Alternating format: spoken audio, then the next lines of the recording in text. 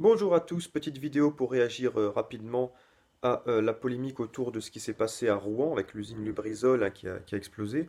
Alors, je vais pas ajouter une une énième position sur la polémique. Je vais pas non plus vous livrer toute une analyse scientifique sur les composants, est-ce qu'ils sont dangereux ou non. C'est-à-dire que je vais essayer de faire une vidéo que personne n'a faite, c'est-à-dire beaucoup plus pragmatique sur la question. C'est-à-dire, qu'est-ce qu'il faut faire concrètement? Quelle est la réaction à avoir pour empêcher les conséquences?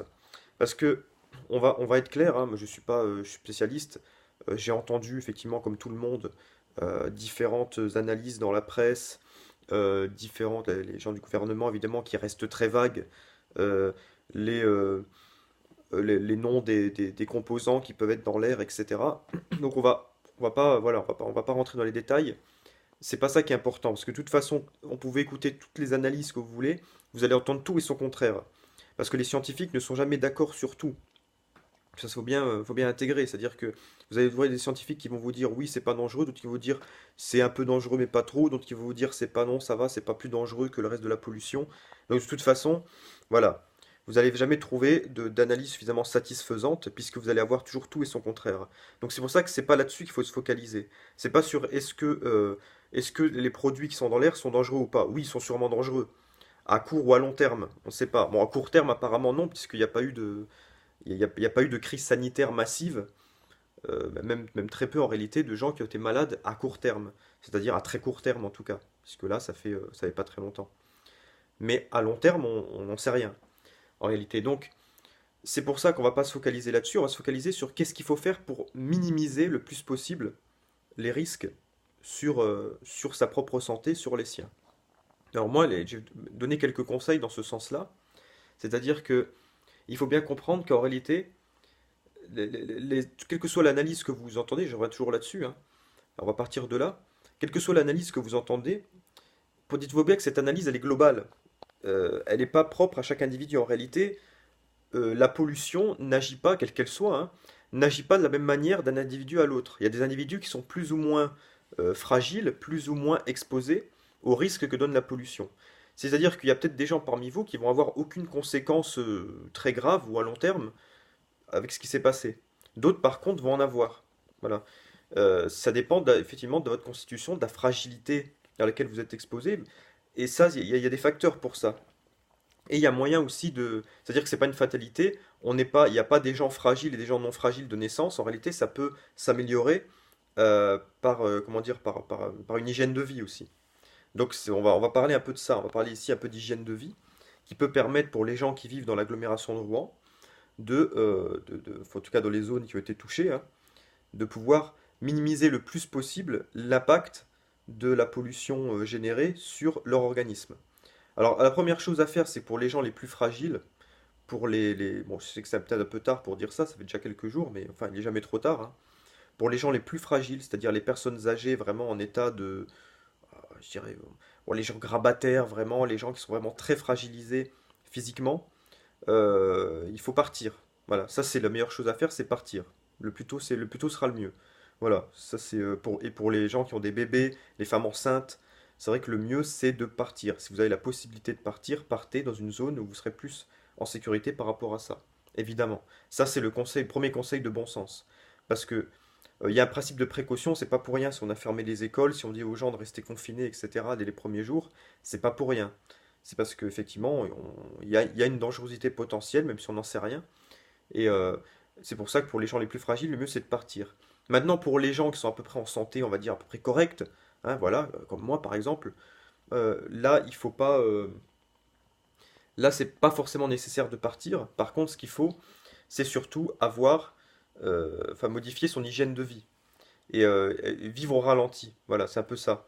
C'est-à-dire, dans la mesure où vous pouvez arrêter de travailler, arrêtez de travailler. Surtout si vous faites un travail qui est pénible ou fatigant physiquement comme mentalement, hein, parce que la fatigue mentale est importante aussi, hein, et elle peut affaiblir aussi votre organisme.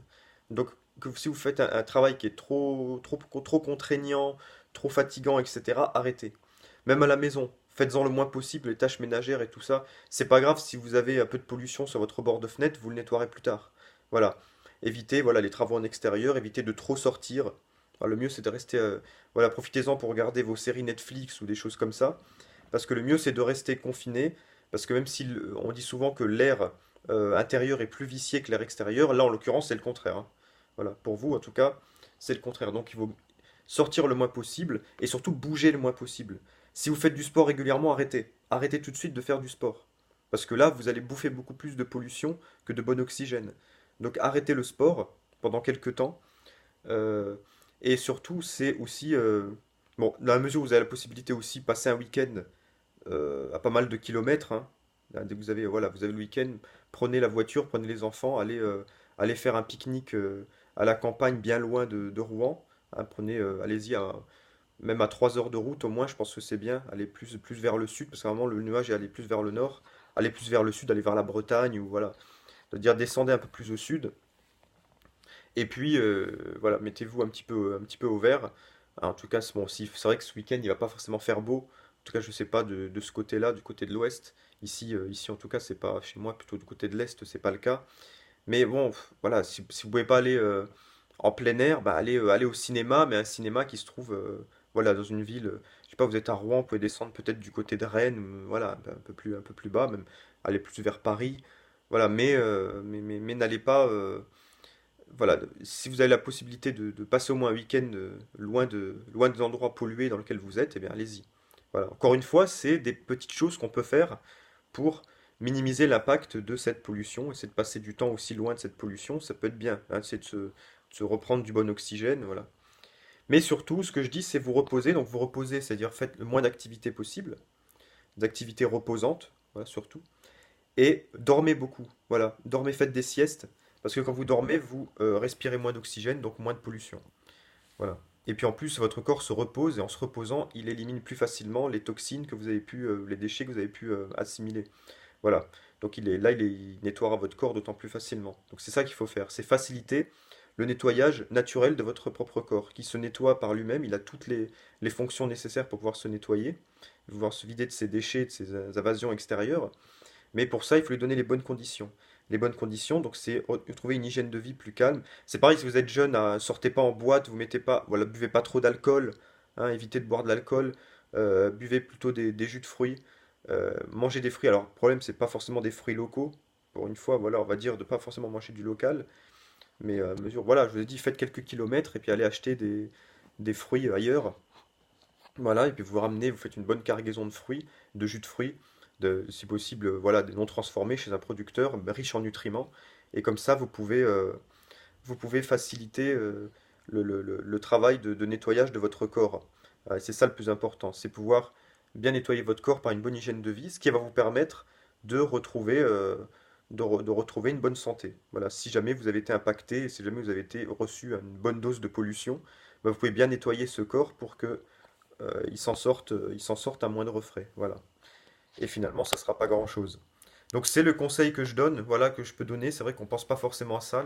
Voilà, les autorités ne pensent pas vous donner ces conseils simples de bon sens.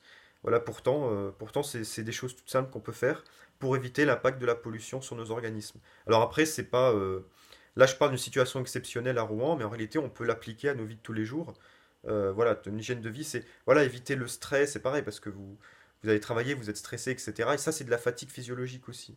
Et en évitant le maximum la fatigue, pareil, manger, quand je dis manger des fruits, tout ça, mais manger peu aussi. Manger un peu moins que d'habitude. Ne faites pas des repas trop riches, trop gras, etc. Laissez votre corps au repos. Laissez votre corps voilà, faire le travail de nettoyage tout seul. Et pour ça, voilà, il faut pas trop manger, il faut dormir, se reposer beaucoup, faire peu d'activité physique. Et c'est comme ça que vous allez limiter l'impact de la pollution. C'est comme ça que vous allez permettre à votre corps de bien drainer, bien nettoyer. Voilà. Bon, je pense que j'ai fait le tour. Ça, c'est les conseils principaux. Et puis surtout, voilà, dans la mesure où vous avez la possibilité de fuir un petit peu, de prendre des vacances, et ben allez-y, quittez un peu la région. Ça vous fera du bien le temps que ça se dissémine dans l'air, hein. De toute façon, la nature, ne vous inquiétez pas, elle est plus forte et va surmonter cette catastrophe. Et je pense que d'ici quelques temps, l'air de Rouen sera pas plus pollué qu'ailleurs. Voilà. Et heureusement, la nature fait bien les choses, n'inquiétez pas, elle est déjà en train de s'occuper de toutes les conséquences néfastes de ce malheureux incident. Voilà, donc c'était le petit conseil sur cette chose-là. Alors je vais refaire une vidéo bientôt pour parler de Camino Sereno parce que vous avez vu que peut-être qu'il y a plus trop de choses, enfin c'est plus trop renouvelé dernièrement. Je vais expliquer pourquoi. Voilà, en attendant, je vous dis à bientôt pour une prochaine vidéo.